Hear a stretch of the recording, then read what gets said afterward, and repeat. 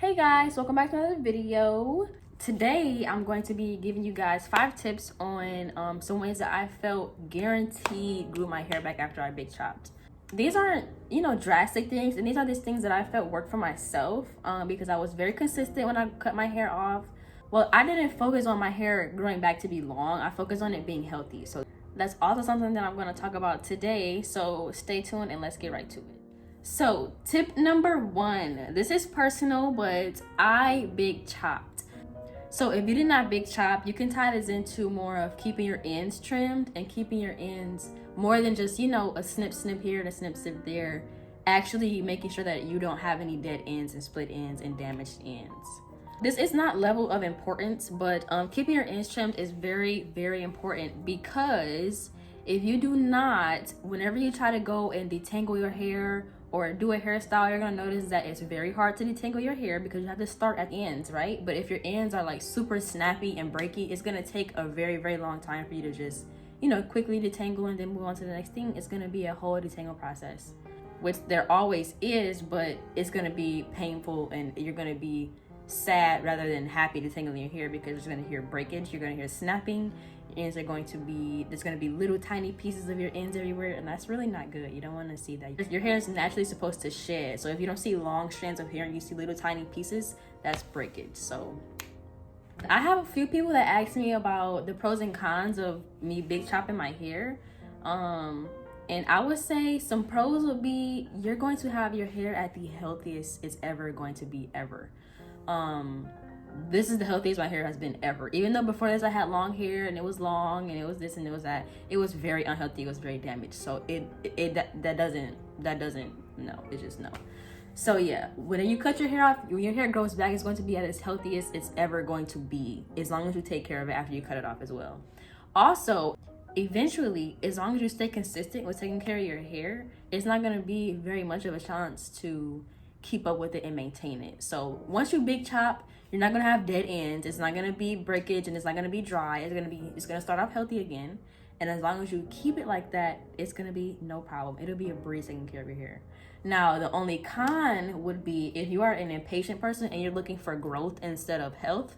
It might drive you crazy, and you might just stop, and might start flat ironing your hair back. You're gonna start just getting protective styles and not tending to your hair like you should. So impatient people, maybe this will be a journey for you and your patience. It'll be worth it. Now, this isn't very much of a con, but managing your hair is gonna be, I wouldn't say a challenge, but you're gonna have to keep up with it, You're gonna have to not be focused on just getting it done. You have to really be dedicated to loving your hair, putting love into it, moisture, oil, everything that you need, keratin, protein, taking care of it so it can be balanced out so it can grow. As long as you get your health down, your hair will flourish. Like, that's a promise. Your hair will flourish. Tip number 2 is keeping a successful wash process. And this includes the shampoos you use, the deep conditioners, hot oil treatments. Now, for shampoos, I would always suggest a sulfate-free, of course, always sulfate-free. But you also want to look to use more of cleansers and co-washes, because shampoos can still have a lot of things in them, a lot of ingredients that we don't really pay attention to that can be bad, like alcohol and parabens, other things like that. So if you see anything, like my favorite brand is Camille Rose, and she has a great cleanser. It's called the Cleansing Rinse. I forgot, I'll link it down below. But yes, it's amazing, and it makes my hair feel very still moisturized after I cleanse my hair. So that is a really great buy. And also co-washes, such as, I use one by TGIN. I will also link that one down below. That's a really good one as well. Deep conditioning is a major key. I think this was the number one thing that helped me grow my hair back, with deep conditioning.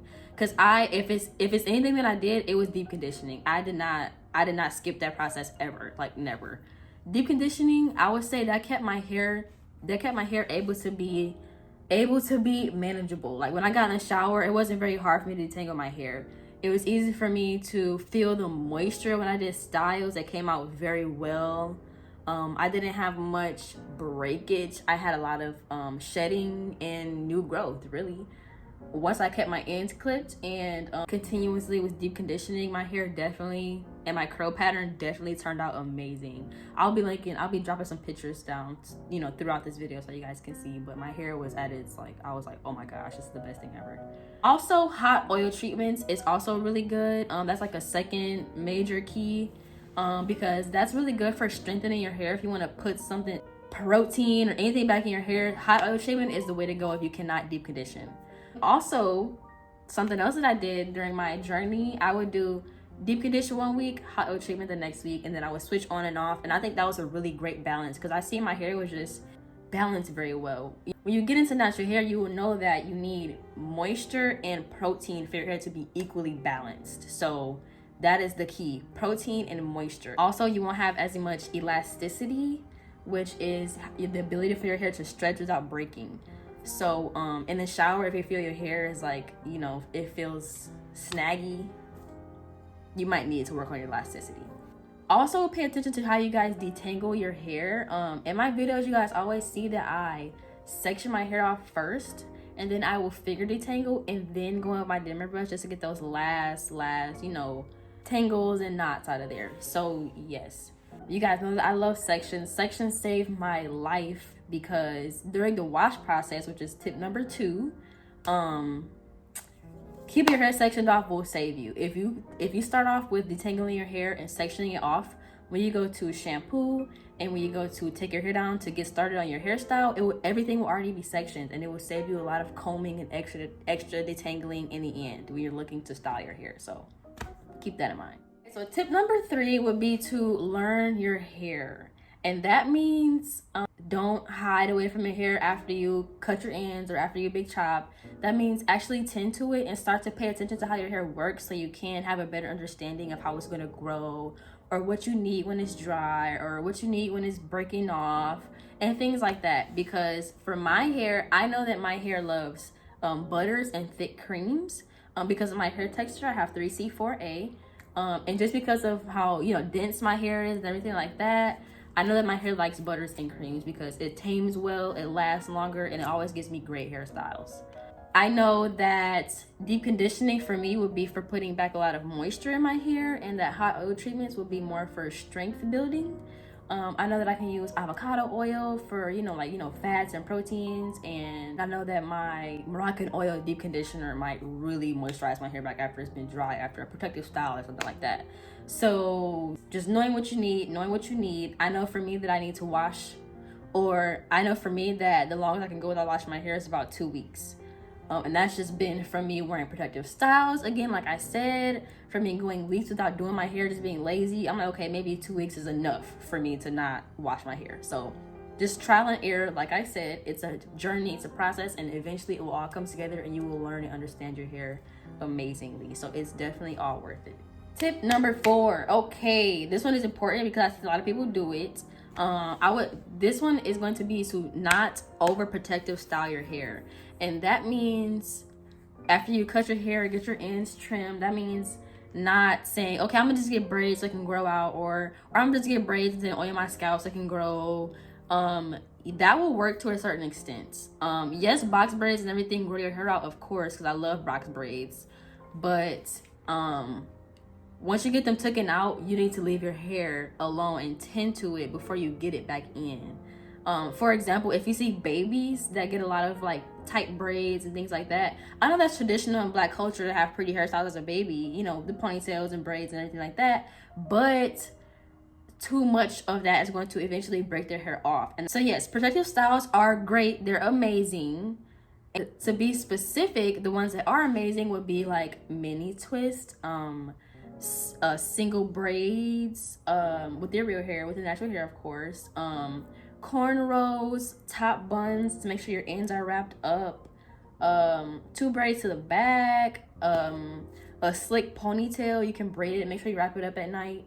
Those are examples of like really, really great protective styles that you should not do very, very often, and make sure that you take care of your hair afterwards would be like box braids with added hair, Senegalese twist, the cornrows to the back, anything that's tight and pulls your edges. Do not do it that often or your hair will start to break off. period. Like, I need this to be known throughout the world. I know personally that having natural hair and taking care of it is a lot, but I would rather know exactly how my hair works and operates if I'm going to spend all this time on it. If I just went and cut all my hair off, I'm going to be dedicated to grow it back, because my goal is long, healthy, natural hair. So I'm sticking to my goal. We're not gonna, quit early by just saying, oh, I'm gonna just get natural protective styles and just, do it the easy way. Don't be the easy way. Alrighty, and tip number 5 would be to take liquid biotin.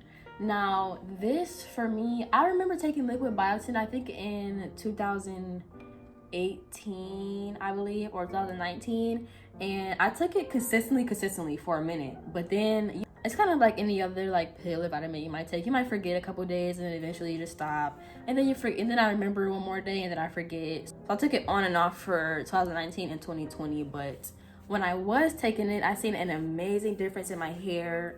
I seen that it worked a lot quicker than biotin pills, because it's liquid. So you drop it in your mouth and it's going to absorb almost immediately. You can put it in like smoothies or put it in food or put it with whatever, but it's a lot easier to take than pills. It has a really good flavor if you get it's kind of like vanilla flavor, but it's pretty good. It's not a nasty taste.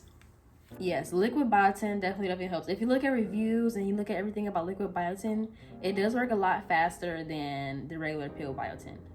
And also, I'm going to be telling you guys about this hair growth company. It's called Hairgrowthco on Instagram, and I can link it down below, of course, for you guys. And I ordered this oil, and it made my hair grow about an extra inch.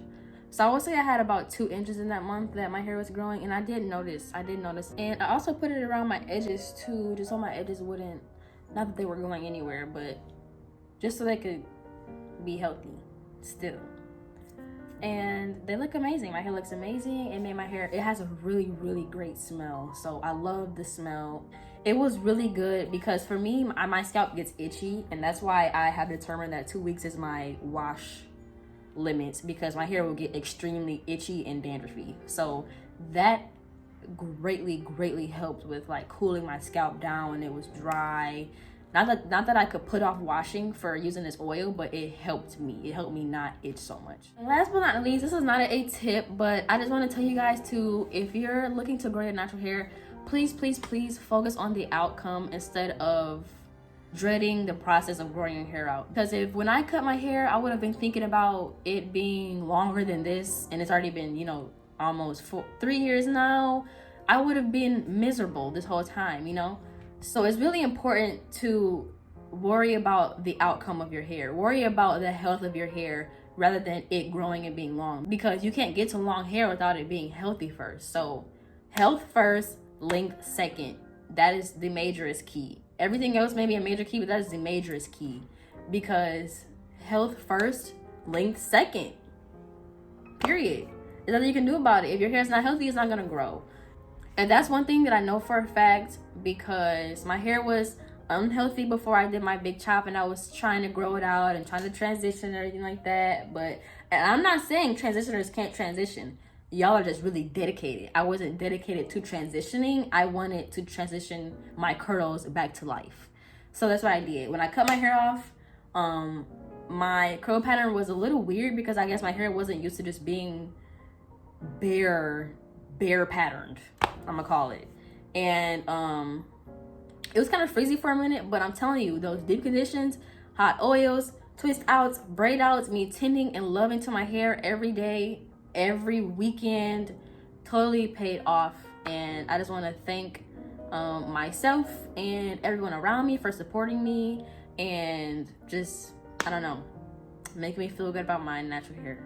I love my big chop from the day I did it. I never regret it. I will never regret it. That is the best decision I ever made in my life. I will never tell anyone not to big chop, because whether you like it or not, you're gonna have a good return. You're going to have a great return when you big chop your hair. So that's it for today, guys. I hope you guys enjoyed these tips. I hope you guys take these to heart, because this is something that really works for me.